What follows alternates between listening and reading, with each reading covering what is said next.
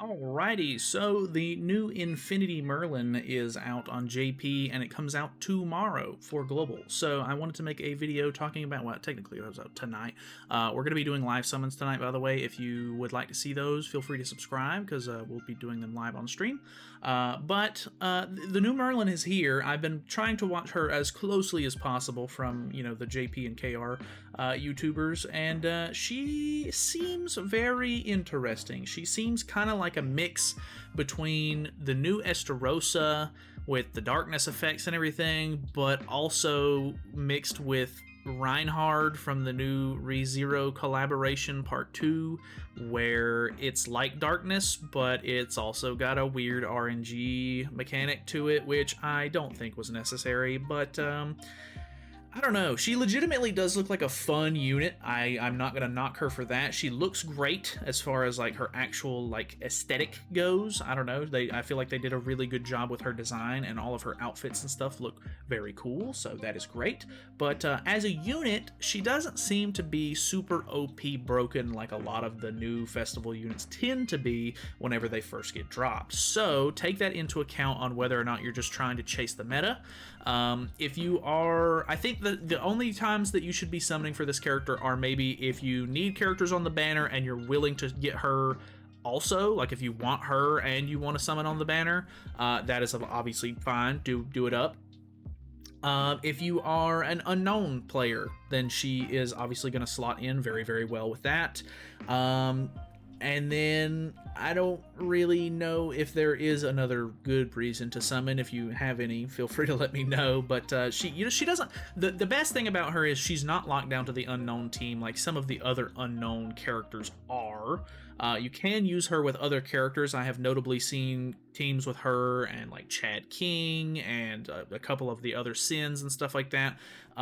Anybody with an AoE is obviously pretty good with her.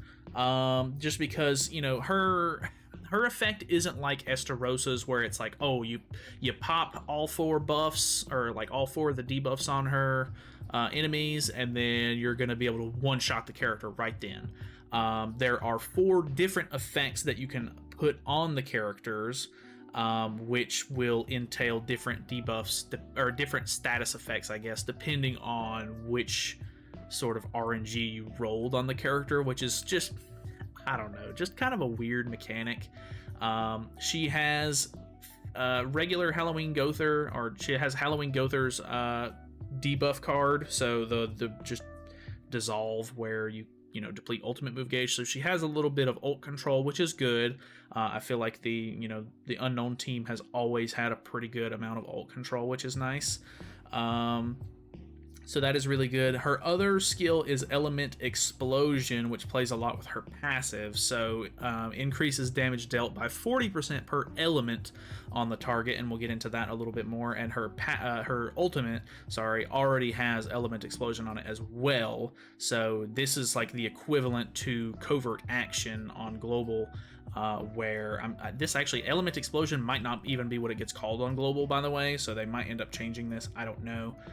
But I don't know. It's a bit different. It doesn't work just like Estarossa's does. You want to use it right before you're gonna it needs to be the last card that you use before they end up proccing their element passive, or else you're gonna not do a whole lot of damage with that. So I don't know, a lot of these passives are getting ridiculously long. They're getting, it's a lot to worry about during the match for some players. Like, it took me way longer to get used to the new demon team because of the way Estarossa's passive works, and dealing with different characters and AoEs and single targets, and having to worry about is this character going to end up getting encroached if I do this move this turn or whatever. Like, it just, I don't know, there's a little bit more thought going into PvP now with some of these characters. So I don't know, it might take a little bit before you get used to how this sort of works. But her passive is, at the start of the ally's turn, randomly applies 1 element on enemies without element effects. So at the very beginning of your turn,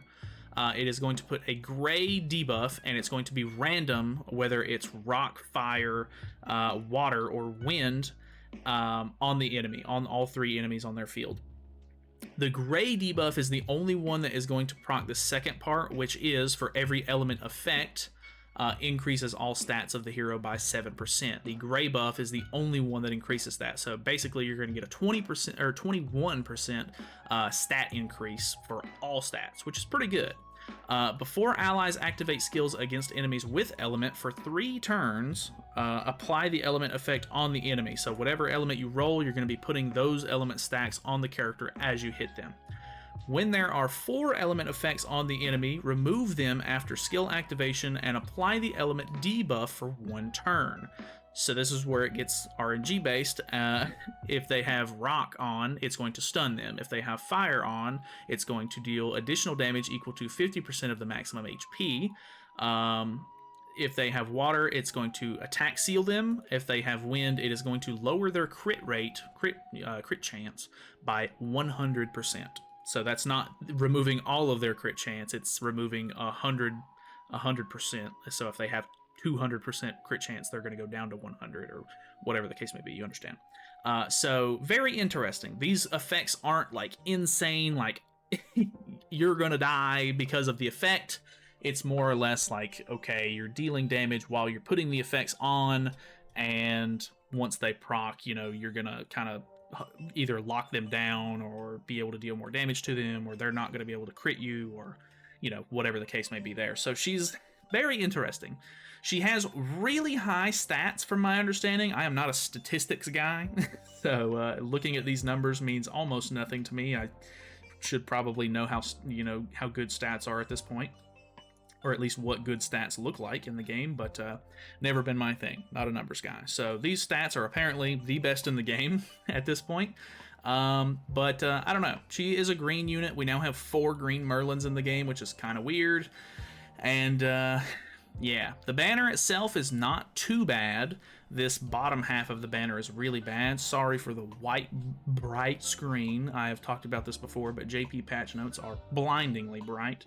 The festival lineup for the new banner is Infinity Merlin, Lolly Merlin, so small Merlin, child Merlin, whatever you want to call her, Hijack Gother, and newer Queen Deanne. So I would say the festival lineup's not bad. Obviously, I think the old Merlin being in here is kind of a weird blunder, but oh well. We do have the 2 newer Archangels, so we have Red Tarmiel and Green Sariel, which are good. I would love to pull extra copies of Red Tarmiel, like I'm assuming all of you would. Scotty is on here, which I need extra copies of. Jormungand and Magelda and Freyr are on here, which are good for the demonic beasts. And then you sort of start to trail off a little bit. You do have Blue Summer Merlin, who's good, but the rest of the banner is pretty bad. So there are some good units. I'd say you have probably like a 50% chance if you pull an SSR that it's going to be either good or bad, of course, or depending if you've already 6-6 some of the good characters, it might not even be a good pull for you then. So I don't know. I think it's a pretty good lineup, better than, you know, most lineups at this point, because a lot of the banners we get have really bad lineups now. But it is a 900 mileage. You can pick between any of the festival characters on here. And from my understanding, it's a 0.25 rate for all of the festival characters. It's not just the new Merlin who's rated up, so I'm not really sure why they didn't extend this box over. But from what I've seen, I'm pretty sure all of the fest units are rated up, so that's good. But yeah, I am not positive on whether or not you should summon or not. If you're big into unknowns, go for it. If you like the new Merlin, go for it. She is a festival unit. I'm assuming she might end up getting some new support sometime in the near future to make her better, because if a new festival unit comes out and they aren't really that great, they normally try to do something to make the character better. And from my understanding, she is not like insanely good, I guess. So it might be one of those situations where they're gonna expect big numbers, like for people, you know, spending money on the game or whatever, trying to pull her, and they might be seeing less from, I don't know, the performance that she's done so far on JP. So honestly, I think if you're not running unknowns, or you're just not interested in the gimmick that she has, because it's not like super busted or anything, you can probably skip this banner pretty safely, unless you just want the extra characters on the banner as well. But yeah, that's pretty much it for me. So I say, you know, if you want her, go for it. If you don't really care about her, it's probably a pretty easy skip. Normally the New Year's banner is pretty good. That's when we got Trader Meliodas last year, who ended up being like the best character in the game, so could be a banger this year as well. Who knows? But either way, thank you guys so much for watching. Hopefully you guys enjoyed the video. Feel free to subscribe if you have not already. If you play JP or anything like that, let me know how you're sort of faring with the unit, if you've messed around with her at all, because I'd love to hear from you. And yeah, I will see you guys for live summons later tonight. So see you then.